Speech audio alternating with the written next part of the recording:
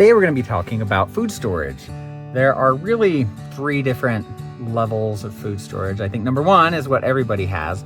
It's what's in your kitchen, it's in your fridge, it's in your cabinets, it's what you're using and pulling from every day. It's the bread that you have sitting out on the counter, it's things like that. So it's very, very short term. Number 2 would be what you're seeing behind me. So this is what I consider short-term food storage. So stuff that's good.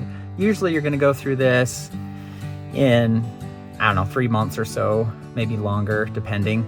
But it's kind of short-term. It's less than a year. I guess that'd be a safe way. And then there's number 3 is long-term food storage. So that is wheat, rice, I don't know, sugar, like that sort of thing. Things that you're gonna just store for 20, 30 years and it should still be good. So what I'm gonna focus on today is number 2, which is the short-term food storage. So let me flip the camera around and I'll explain what we do. So this right here is just a little room that we have that we stick the short-term food storage in. As you can see, it's a very small, cramped little room. One thing that you do want to think about is temperature. This room is awesome. Now it's in a basement, so there's definitely an advantage there to keeping things cool. In the winter, it usually hovers right here around 60 degrees. In the summer, it can get up, usually the highest I ever see this is up in the 70, like low 70, right around 70, which still isn't too bad. Cooler is better. The cooler it is, the longer the food is going to last. So in here we keep, as you can see, a lot of our canned goods, and we are using these first in, first out food storage organizers. And I'm gonna talk about those in a minute, but before I get there, I just want to kind of talk about what we have in this room. So other than cans, we've also got some first aid supplies that we pull from. We also have up here, I've got a first aid supply, bunch of extra stuff. And so when we use this is our first aid supplies actually stay upstairs. There's a cabinet upstairs near the bathroom where we keep Band-Aids and medicines and things like that. So once those run low, we come down here and we pull from this inventory. Now when that happens, we just make a note that something got pulled out of here and that it needs to be replaced. So the next time we go to the store, it gets replaced. So that way we've always got, well, what's upstairs and then also back up what's down here, and then we'll just replace it as it gets used. We also have other goods, paper goods, toilet paper, tissues, paper towels, cleaning supplies, lots of cleaning supplies over there, shampoos, conditioners, hairspray. I mean, we can go on and on with all these different things, but you kind of get the idea that, again, this is stuff that is stocked upstairs, and that's where we pull from every day, and then we replenish it with what's down in this room, and then we replace what is here as it gets moved upstairs. Let's see, over here, kind of show you what we have over here. More of your boxed meal type things, Ziploc bags. So it's your common stuff that you use week in and week out. It's just a backup of what is upstairs and is currently being used, and then these get replenished. Let's see, just kind of showing you everything. Oh, hold on just a second. I have the lights in this room on a timer, so they don't get left on. So if you're in here for too long, they will shut off on you. We've also got paper goods, ramen noodles. You can always have ramen noodles. And then there is a little bit of long-term food storage that we have in here that's just overflow. I just didn't really have a great place to put it, so it's ended up here. So that's what these are. We'll talk about that in a different video, but these are number 10 cans that will last, oh geez, some of them forever, as long as you keep them in a good location. All right, so let's talk about these food organizers.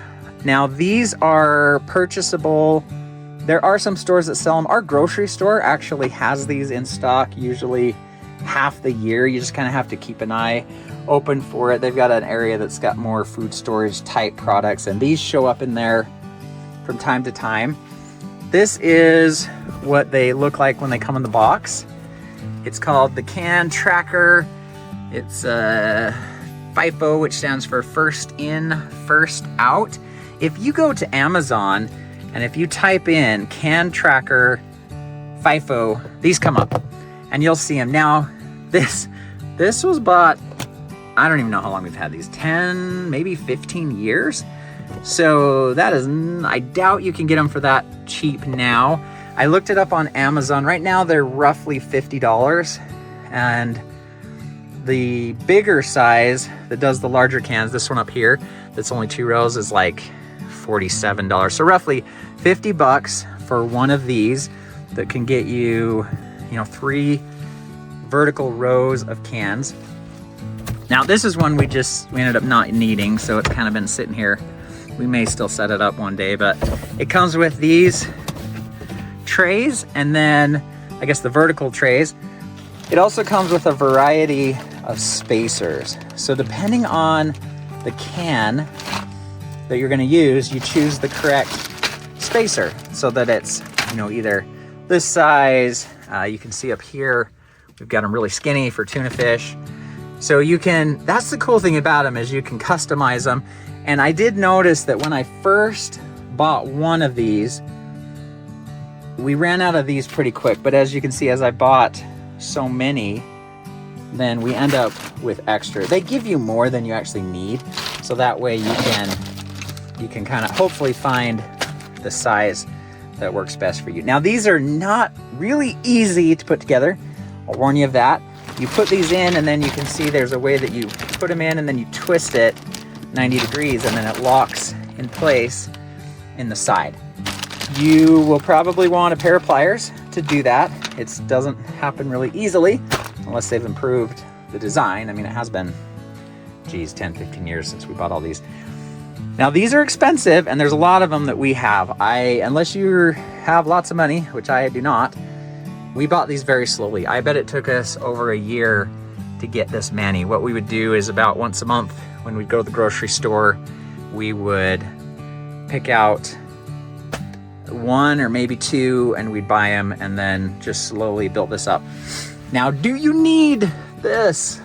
No, you don't have to spend money on fancy stuff like this. You can build something out of wood, or you can just simply stack your food.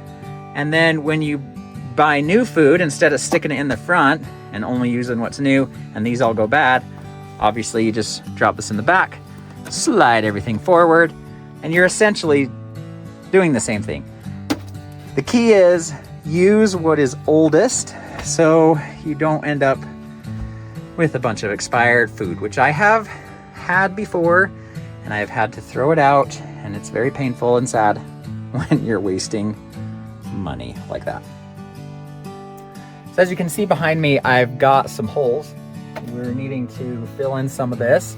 So we just went to our grocery store, and they're having a case lot sale. I love watching for that little sign at the grocery store. If you see that notice, case lot sale coming up, a lot of grocery stores do that. I highly recommend bulking up when you see that. They're usually great deals. There are discounts that you can get. One of the advantages of preparing the way that we do is you're able to buy food in bulk, and that's how we save money. Being a prepper, you're gonna spend money. You're gonna be buying gadgets. You're gonna be buying, for example, these first in, first out shelves. Yeah, they cost money. So how do we afford that? Well, one way is by buying bulk food when it's on sale. That way you're getting high quantity, which we want as preppers. And number 2, you're saving money. So that's where it can be an advantage. So I recommend that you figure out a place in your house where you can create some number 2 level food storage, your short-term storage of less than a year. And even if you're in an apartment, if you get creative and you really think about it, there's gotta be a place under beds, in closets. I've even seen people that have boxes of cans and they lay a tablecloth over it and it becomes their nightstand. and nobody knows that underneath that is a bunch of food. So where there's a will, there's a way. So I encourage you to make it a priority to start building up this secondary level if you don't have it yet, and you'll be amazed at how much you can get with small and consistent effort. When you go to the grocery store, create your list and then find some of those items that you can add additional amounts to. Just buy a little extra each week, and after a year, you'll be pretty surprised with what you've been able to save up. So encourage you to do that. Good luck, take care, and live your preps. This is a great way to do it. Food storage is an excellent way to prepare for the unknown, whether it be disaster or even just financial. Simple thing as losing your job. I actually work, a lot of my job is a commission only job, and so there are some months where our income is less, and having all this food stored up is a huge relief to me financially, knowing that if we have a tough month or two, we're gonna have food on the table. That's not a big deal. So good luck.